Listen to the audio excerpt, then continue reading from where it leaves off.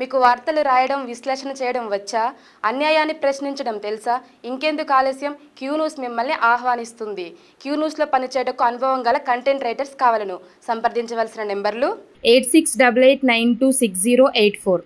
ఇక బీసీ సమరం ఎన్నేళ్ళ వివక్షత, కులగణన జరగాల్సిందే, ఏకమవుతున్న లీడర్లు మేధావులు, చట్టసభల్లో బీసీలకు తీరని అన్యాయం, సీట్ల పంపకాలను హ్యాండ్ ఇచ్చిన పొలిటికల్ పార్టీలు, కులగణన జరిగితేనే బీసీల అభివృద్ధి, అడుక్కునే స్థాయి నుంచి శాసించే స్థాయికి రావాలి అని చెప్పేసి ఒక వార్త కనిపిస్తూ ఉంది.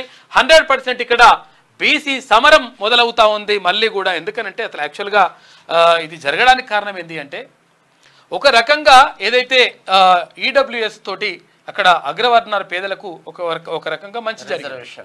తర్వాత కింది స్థాయిలో ఉన్నటువంటి పాపం అంటే ఎవరైతే ఎస్సీ ఎస్టీ బిడ్డలు ఉన్నారో వాళ్ళకు కూడా వాళ్ళకు సరిపడ రిజర్వేషన్లు వాళ్ళకు అందుతూ ఉన్నాయి. ఇక నష్టపోతుంది నడుమున్నోడు నడుమ నాశనం అవుతుందో అంటే ఇక బీసీలే. వీడు ఎటు కాకుండా అయిపోయినాడు. బ్యాక్వర్డ్ క్లాస్ అంట. ఫస్ట్ ఇక అన్నలే పెట్టేసిండు. బ్యాక్వర్డ్ క్లాస్ అంటే నువ్వు వెనకబడినోనివిరా అని చెప్పేసి వాళ్ళకి వెనకకు నెట్టేస్తూ ఉన్నారు. కనీసం మరి ఎవడన్నా లీడర్ లైన్ వాళ్ళు కూడా ఎవరన్నా మాట్లాడతారా అంటే వాళ్ళు కూడా మాట్లాడరు. పోయి సార్ కాలు మొక్తా, సార్ దండం పెడతా, సార్ ఇట్లా అని చెప్పేసి డైలు కొట్టే బ్యాచ్లు తయారైనాయి. కాబట్టి అయితే విషయం ఏంటంటే బీసీలకు నిజంగా కూడా ఎవరైతే మేమెంతో మాకంత అనేటువంటి నినాదం గతం నుంచి వస్తూ ఉంది. ఆ మేమెంతో మాకంత అంటే ఎంత జనాభా ఉంటే అంత రిజర్వేషన్లు ఇచ్చి పడేసి, ఇక రిజర్వేషన్ లేదు పనులేదు, ఇక అన్ని ఖతం చేసి పడేసి అయిపోతుంది. ఆ ఉద్దేశంతో తీసుకొచ్చింది కేంద్ర ప్రభుత్వం ఈడబ్ల్యూఎస్ అనేది. అయితే ఇక్కడ నష్టపోతుంది ఎవరు అంటే 62 నుంచి 65% ఉన్నటువంటి బీసీలు నష్టపోతూ ఉన్నారు. కాబట్టి బీసీలకు 100% మంచి జరగాల్సిన అవసరం ఉన్నది.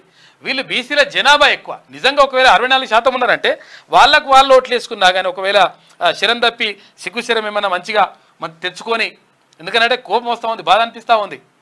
నిర్ణయాలు తీసుకునేటువంటి పరిస్థితుల్లో లేకుండా అయిపోయినారు బీసీలు. కాబట్టి మరి నిర్ణయాలు తీసుకునేటువంటి పరిస్థితుల్లో ఉండాలంటే 100% మీకు మీరు ఓట్లు వేసుకోండి. ఎందుకంటే లేకపోతే ఎవడు కూడా మీ గురించి ఆలోచించే పరిస్థితి లేదు, మరి ఉండదు. ఎందుకంటే మీరు అధికారంలో లేనంత కాలం. అంటే ఒక ఫిలాసఫర్ చెప్తాడు, అడవి చరిత్రను సింహం రాయాలి, అడవి చరిత్రను సింహం రాయాలి, లేకపోతే అడవిలో ఉన్నటువంటి జంతువులు రాసుకోవాలి. అడవి చరిత్రను వేటగాడు రాస్తే వేటగాడు రాసిందే చరిత్ర అయి కూర్చుంటుంది. కాబట్టి నీ చరిత్రను నువ్వు రాసుకో, నీ గురించి నువ్వు ఆలోచించు. నీ గురించి నువ్వు ఆలోచించకపోతే ఎవరు తెచ్చిపెట్టాడు బాబు. కాబట్టి దయచేసి దీనిపైన ఆలోచించాల్సిన అవసరం ఉన్నది 100%. అట్లా అని చెప్పేసి వాళ్ళని చూసి మనం బుద్ధి తెచ్చుకోవాలి మీరు. ఎందుకంటే వాళ్ళు గొప్పగా వాళ్ళు సంఘటితం అవుతున్నారు. ఎవరైతే మీరు అనుకుంటారో ముందు స్థాయిలో ఉన్నారు, మంచి పరిస్థితిలో ఉన్నారంటే వాళ్ళు సంఘటితం అవుతున్నారు. వాళ్ళని చూసి నేర్చుకోండి. వాళ్ళని మనం విమర్శించడం కాదు, విమర్శించడం అసలే వద్దు. కాకపోతే ఏంటంటే వాళ్ళని చూసి సోయి తెచ్చుకోవాలి, వాళ్ళని చూసి నేర్చుకోవాలి. వాళ్ళు సంఘటితం అవుతున్నారు, వాళ్ళు బలంగా తయారవుతున్నారు. కాబట్టి వాళ్ళని చూసి నేర్చుకోండి. మీరు బీసీలు మరి సిగ్గుచర్యం తెచ్చుకుంటే మంచిగా ఉంటుంది. కేసు పెడితే కూడా కేసు పెట్టుకోండి, ఏం కాదు. నాకు సోమాజిగూడలో 11 గంటలకు బీసీ మేధావుల సిగ్గుచర్యం లేకపోతే సప్పుడే కట్లనే కూర్చోరు. సీఎం నేతలు చచ్చిపోతే సప్పుడే కూర్చోరి. బీసీ సమరం మరోసారి మొదలవుతోంది. అయితే దశాబ్దాల తరబడి బీసీలకు జరుగుతున్న అన్యాయంపై పోరాడేందుకు ప్రశ్నించే గొంతుకలు ఏకమవుతున్నాయి.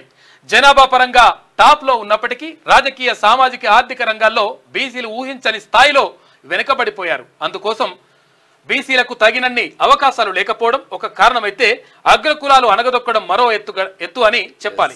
అభివృద్ధికి ప్రధాన అవకాశంగా చెప్పుకునే చట్టసభల్లో బీసీలకు తగిన ప్రాధాన్యత దక్కపోవడం వల్లే బీసీ సమాజం వెనుకబడుకు కారణం. అయితే ఏ ఎండకు ఆ గొడువు పట్టే రాజకీయ పార్టీలు సైతం బీసీలను ఓటు బ్యాంకుగా చూస్తున్నారే తప్ప చిత్తశుద్ధితో వారి అభివృద్ధికి బాటలు వేసే పరిస్థితి కనిపించడం లేదు. ఇక తెలంగాణతో పాటు దేశ రాజకీయాల్లోని అన్ని పొలిటికల్ పార్టీల పరిస్థితి దాదాపు అంతే. అయితే ఈ క్రమంలోనే బీసీలోని మేధావులు, కొంతమంది లీడర్లు బీసీల సమరం పూరించేందుకు రెడీ అయ్యారు. అందులో భాగంగానే ఆదివారం ఇవాళ బీసీ రౌండ్ టేబుల్ సమావేశాన్ని హైదరాబాద్లోని ఇక్కడ సోమాజిగూడ ప్రెస్ క్లబ్లో నిర్వహించాలని చెప్పేసి వాళ్ళు భావిస్తూ ఉన్నారు. కాబట్టి మేధావులు తరలిరండి. తర్వాత ఎవరైతే బీసీలు మంచిగా ఉండాలని చెప్పేసి అనుకుంటారో వాళ్ళందరూ కూడా తరలిరండి. ఒకసారి చర్చించండి, ఎట్ట చేస్తే బాగుంటుంది, ఏం కథ బాగుంటుంది. సోయి తెచ్చుకొని వాళ్ళని చూసి విమర్శించడము, వాళ్ళని తిట్టడం కాదు. ఎవరిని కూడా తిట్టొద్దు. ఎందుకంటే వాళ్ళు గొప్పగా ఎదుగుతున్నారు. వాళ్ళు ఎదగడం మనం సంతోషించాలి. కాకపోతే వాళ్ళని చూసి నేర్చుకోవాలి. నేర్చుకోకపోతే పీక్తారు అట్లనే. క్యూ న్యూస్లో పనిచేయటకు సీనియర్ వీడియో ఎడిటర్స్ కావాలను. సంప్రదించవలసిన నెంబర్లు 8688926084.